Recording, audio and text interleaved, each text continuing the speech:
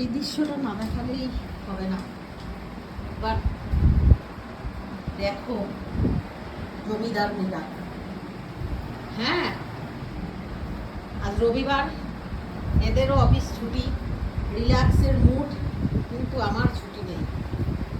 এতগুলো যদি শের থাকে বাড়িতে, ঠিক আছে, এতগুলো যদি শের থাকে বাড়িতে, তাহলে আমাকে পাহারা দেওয়ার কোনো অভাবই হয় না একদম।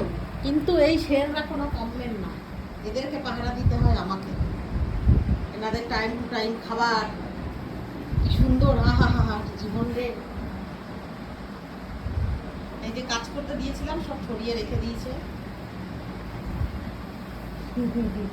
আজকে এদের ব্রেক টাইম। হ্যাঁ, নড়ে চড়ে আবার শো, জায়গা মতো। হ্যাঁ হ্যাঁ, খালি শুয়ে থাকবি। আর একজন ছিল এতক্ষণ, ওই যে আরেকজন চলে গেল বাইরে। বুঝতে পারছো এদের অবস্থাটা? বোঝো, এদের মতন আয়েসি জীবন। এখন খাবে, খাবার রেডি হয়ে গেছে, খাবারটা নিয়ে আসি, তারপরে দাঁড়াও নাচন কুদনটা দেখাচ্ছি তোমাদের। খাবারটা দেখে পরে নাচটা দেখতে পাবে, গন্ধটা পেলে। খেতে দেবো এখন। একজনের ঘুম ভেঙেছে। গন্ধ পেয়েছো? পেয়েছো? পিঙ্কু, এই নটু উঠে গেছে। পিঙ্কু, কে খাও খাও খাও, এই যে চিকেন দিয়ে।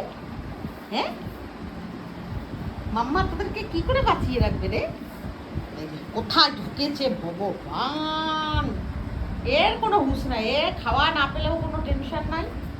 আর এদের খাবার দেয় মানে পেটই ভরে না, এত খাওয়াই, দুবেলা খাবে, আবার ড্রেনে ঢুকবে খাওয়ার জন্য। পড়ে যাবি, ওখান থেকে নামবি না। ব্ল্যাকি ব্ল্যাকি, না তো খাবে, না তো। চলো চলো চলো চলো চলো, খাও খাও খাও খাও খাও, চলো খেতে দিয়ে দেবে আগে।